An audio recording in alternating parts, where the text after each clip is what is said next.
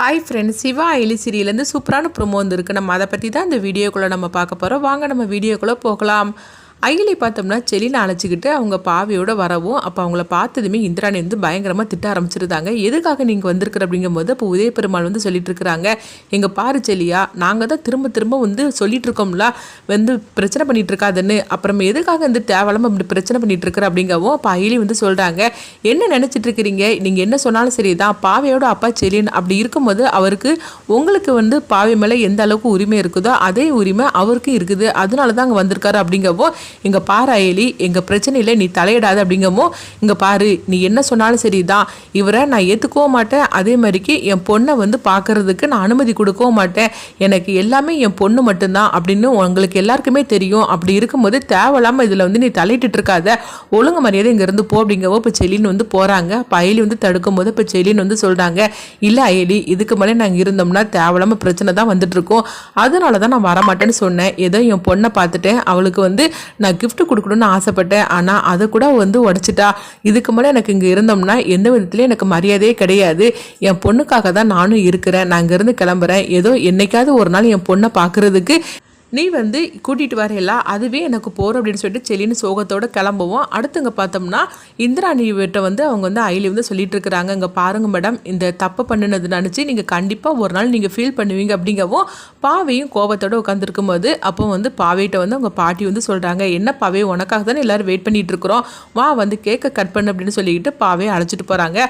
அடுத்துங்க பார்த்தோம்னா அயலியும் சிவாவையும் தான் காட்டுறாங்க. பாவை வந்து சொல்லிட்டு இருக்கிறாங்க, இந்த பிரச்சனையை நம்ம இதோட விடக்கூடாது, எப்படியும் இவங்க ரெண்டு பேரும் நம்ம ஒன்று சேர்த்து வைக்கணும் அப்படிங்கவும் இப்போ சிவாவும் சொல்கிறாங்க, ஆமாம் உண்மையிலேயே அவங்க ரெண்டு வரையும் வந்து நம்ம ஒன்று சேர்த்து வைக்கணும், செலின் சார் ரொம்பவே பாவமாக இருக்கிறாரு, அவர் வந்து எவ்வளோ சோகத்தோடு அவர் போயிருக்காரு அப்படின்னு சொல்லிட்டு இருக்கிறாங்க. அடுத்ததாக பார்த்தோம்னா இங்கே இந்திராணியை தான் காட்டுறாங்க. இந்திராணி வந்து அவங்க ஆஃபீஸ் ஒர்க்கை வந்து அவங்க பார்த்துட்டு இருக்கவோ அப்போ வந்து ரெண்டு பேர் வராங்க. வந்ததுமே நீங்கள் யார் அப்படின்னு சொல்லி கேட்டுட்டு இருக்கும்போது நாங்கள் வந்து ஓட்டு லிஸ்ட் எடுக்கிறதுக்காக வந்திருக்கிறோம் அப்படின்னு சொல்லவும் அப்போ எல்லாரோட பேரையும் வந்து அவங்க வந்து நோட் பண்ணிட்டு இருக்கிறாங்க. அப்போ சிவாவும் அகிலியும் அங்கே வரவும் அப்போ இவங்க யார் அப்படின்னு சொல்லி கேட்டுட்டு இருக்கும்போது உடனே இந்திராணி வந்து சொல்கிறாங்க, அவங்க ரெண்டு பேருக்கும் இப்போ தான் கல்யாணம் நடந்திருக்குது, அவங்களையும் நீங்கள் வந்து ஓட்டு லிஸ்ட்டில் வந்து நீங்கள் சேர்த்துக்கிடுங்க அப்படிங்கிறாங்க.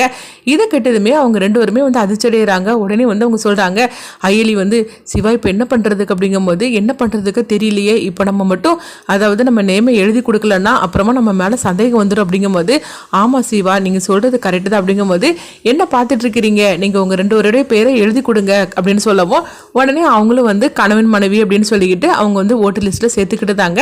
உங்களை பற்றின டீட்டெயில் வந்து எழுதி கொடுங்க அப்படின்னு சொல்லும்போது அப்போ வந்து சிவா வந்து தன்னுடைய டீட்டெயிலை பற்றி அவங்க எழுதி கொடுக்குறாங்க.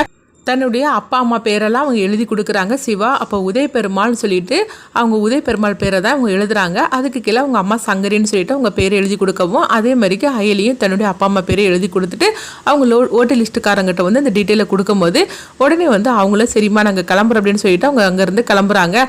அடுத்ததான் அங்கே பார்த்தோம்னா வந்து ரித்திகாவையும் அதுக்கப்புறவு அவங்க தேவநாயகியும் தான் காட்டுறாங்க. ரெண்டு பேருமே ஓடி வராங்க. உடனே என்னாச்சு அப்படின்னு சொல்லி பார்த்தோம்னா அந்த ஓட்டு லிஸ்ட்டு எடுத்துகிட்டு போகிறாங்களா, அவங்கள வந்து நிப்பாட்டுறாங்க. உடனே அவங்க நிப்பாட்டினதுமே என்னாச்சு மேடம் அப்படின்னு சொல்லி கேட்டுட்டு இருக்கும்போது, இல்லை இப்போ நீங்கள் வந்து ரெண்டு பேரையும் எழுதுனீங்களா, சிவா அயலி அவங்களுடைய லிஸ்ட்டை நான் கொஞ்சம் பார்க்கணும் அப்படிங்கும்போது அப்படிலாம் நாங்கள் கொடுக்க முடியாது அப்படிங்கிறாங்க. இல்லைங்க, அவங்க வந்து அட்ரஸ் தப்பாக எழுதிட்டாங்களா, அதான் கரெக்டாக இருக்குதான்னு சொல்லிட்டு பார்க்குறதுக்காக தான் கேட்குறேன் அப்படிங்கவும், ஓ அப்படியா அப்படின்னு சொல்லிட்டு அவங்க உடனே கொடுக்குறாங்க. கொடுக்கும்போது அவங்க பார்த்தோம்னா அயலியோட அப்பா அம்மா பேரை அவங்க எழுதியிருக்கிறாங்க. அதே நேரத்தில் சிவா வந்து தன்னுடைய அப்பா பேருன்னு சொல்லிக்கிட்டு உதய பெருமாளை எழுதியிருக்கிறாங்க.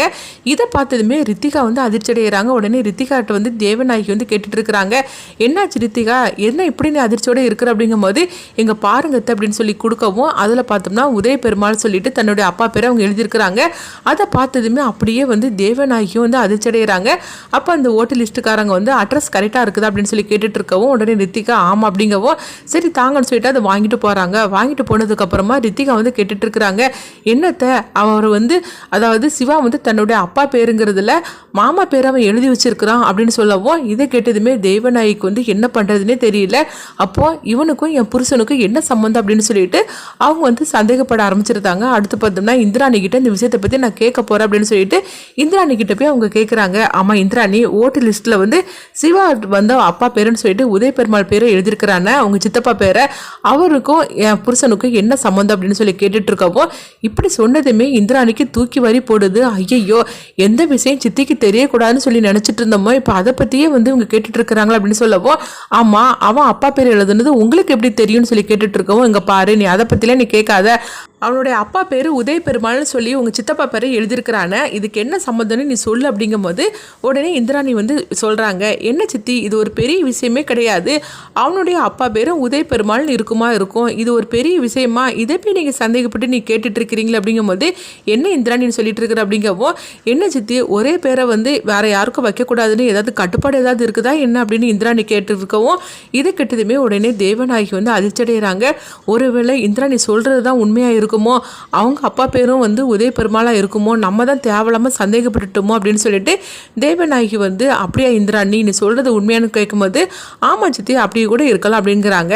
இதை கெட்டதுமே அவங்களும் போகிறாங்க. ஒரு குழப்பத்தோடையே தான் போகவும் இப்போ இந்திராணி வந்து நினைக்கிறாங்க, எப்படியோ நம்ம சித்தியை சமாளிச்சாச்சு, ஆனால் இது எவ்வளோ நாளைக்கு தான் நான் சமாளிக்க போகிறேன்னு தெரியல, பேரை எழுதுனதுக்கே சித்தி இந்த அளவுக்கு அதிர்ச்சியோடு இருந்துட்டு இருக்கிறாங்களே, அவன் என்னன்னா வந்து சித்தப்பாவை தான் தன்னுடைய அப்பான்னு சொல்லிட்டு இருக்கிறான், அது மட்டும் உண்மையாக இருந்துச்சுன்னா என்ன நடக்குமோ தெரியல இந்த குடும்பத்தில், அது நினைச்சாலே பயமாக இருக்குது, ஆனால் கண்டிப்பாக அப்படி இருக்கக்கூடாதுன்னு தான் நானும் கடவுளை வேண்டிக்கிட்டு இருக்கிறேன் அப்படின்னு சொல்லவும், அடுத்து இந்த வீட்டில் என்னதான் நடக்க போதோ தெரியலன்னு சொல்லிட்டு இருக்கும் போதே அப்போ வந்து ரித்திகா வந்து தேவநாயகிட்ட வந்து கேட்டுட்டு இருக்கிறாங்க, ஆமாம் இந்திராணி அன்னிக்கிட்ட போய் நீங்கள் இந்த விஷயத்தை பற்றி கேட்டிங்களா, அவங்க என்ன சொன்னாங்க அப்படிங்கும் போது உடனே வந்து அவங்களும் சொல்கிறாங்க, அவங்க அப்பா பேர் கூட இவருடைய பேராக இருந்திருக்கலாம் அப்படிங்கிறாங்க, அதனால ஒரே பேர் உள்ளவங்க எல்லாருமே வந்து ஒரே ஆளாக தான் இருக்கணுமான்னு சொல்லி கேள்வி கேட்டுட்டா அப்படின்னு சொல்லவும், இது கேட்டதுமே ரித்திகா வந்து சொல்கிறாங்க, என்ன அத்தை இந்திராணி அண்ணியை தான் இப்படி சொல்லியிருக்காங்கன்னா நீங்களும் நம்புறீங்களான்னு சொல்லி கேட்டுட்டு இருக்கவும், எங்கள் பாரு ரித்திகா என் புருஷன் அப்படிப்பட்டவர்லாம் கிடையாது, அதனால நான் சந்தேகப்பட மாட்டேன், அது மட்டும் இல்லாமல் இந்திராணி சொல்கிறதுல எனக்கும் வந்து உடன்பாடு இருக்க தான் செய்யுது, ஏன் ஒரே பேர் ஒருத்தருக்கு மட்டும் தான் இருக்கணுமா என்ன அப்படின்னு சொல்லி கேட்கவும், உடனே வந்து அவங்க சொல்லிட்டு எனக்கு வேலை இருக்குன்னு சொல்லிட்டு போகிறாங்க. அப்போ வந்து ரித்திகா வந்து நினைக்கிறாங்க, இல்லையே இதில் ஏதோ ஒரு மர்மம் மறைஞ்சிருக்கிற மாதிரிக்கு தெரியுது, அது மட்டும் இல்லாமல் சிவாவும் எதுக்கு அயலியும் இந்த வீட்டில் வந்து தங்கியிருக்கணும், அது மட்டும் இல்லாமல் இந்திராணி வந்து எதுக்கு இங்கே தங்க வச்சிருக்கணும், ஆக மொத்தத்தில் கூட்டி கழிச்சு பார்த்தாக்கி ஏதோ ஒரு ரகசியம் இந்த வீட்டுக்குள்ளே இருக்குது, இவங்க மூணுருக்கும் தெரிஞ்ச ரகசியம், அது என்னன்னு சொல்லிட்டு நம்மளும் கண்டுபிடிக்கணும், சிவாவோட அப்பா இவர் தான் அப்படின்னு சொல்லிக்கிட்டு எனக்கு வந்து சந்தேகம் வர ஆரம்பிச்சிருது அப்படின்னு சொல்லிட்டு ரித்திகா வந்து நினச்சிட்டு இருக்கிறாங்க, இது கூடிய சீக்கிரத்தில் நான் கண்டுபிடிக்கிறேன் அப்படின்னு சொல்லி நினைக்கிறாங்க.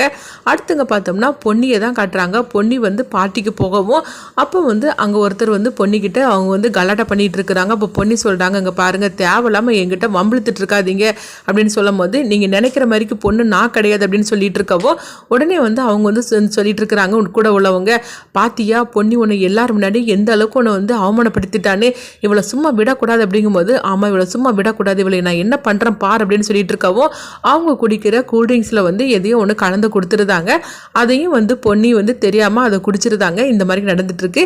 அடுத்துங்க பார்த்தோம்னா வந்து சிவாவே அயலி தான் காட்டுறாங்க. அப்போ வந்து சிவா வந்து அயலி கிட்ட வந்து சொல்லிட்டு இருக்கிறாங்க, எங்க பாரு அயலி, நம்ம இந்த வீட்டுக்கு எதுக்கு வந்திருக்கிறோமோ அந்த வேலை எதுவுமே நம்ம வந்து அதாவது எதுவுமே நடக்காமல் இருக்குது அப்படின்னு சொல்லவும், இப்போ என்ன பண்ணுறதுக்கு தெரியல, என்னுடைய அப்பா தான் உதய பெருமாள்னு சொல்லி நிரூபிக்கிறதுக்கு நம்மளுக்கு வந்து எந்த ஆதாரமும் இது வரைக்கும் இல்லை, அதே மாதிரிக்கு உன்னுடைய வேலையும் முடிய மாட்டேங்குது, நம்ம வந்து இத்தனை நாள் ஆகிப்போச்சுது, அவங்க கொடுத்துருக்க டைம் வந்து நம்மளுக்கு 1 மாதம் தான் இந்திராணி அக்கா கொடுத்தாங்க, அதுலேயே 10 நாள் முடிஞ்சு போச்சுது, இந்த 10 நாளில் எந்தவித முன்னேற்றமும் இல்லாமல் இருக்குது, இன்னும் இந்த 20 நாளுக்குள்ளே நம்ம என்னெல்லாம் முடிக்க போகிறோமோ தெரியல அப்படின்னு சொல்லிட்டு இருக்கிறாங்க. அடுத்ததான் என்னெல்லாம் நடக்க போகுதுன்னு சொல்லி நம்மளும் வெயிட் பண்ணி பார்க்கலாம்.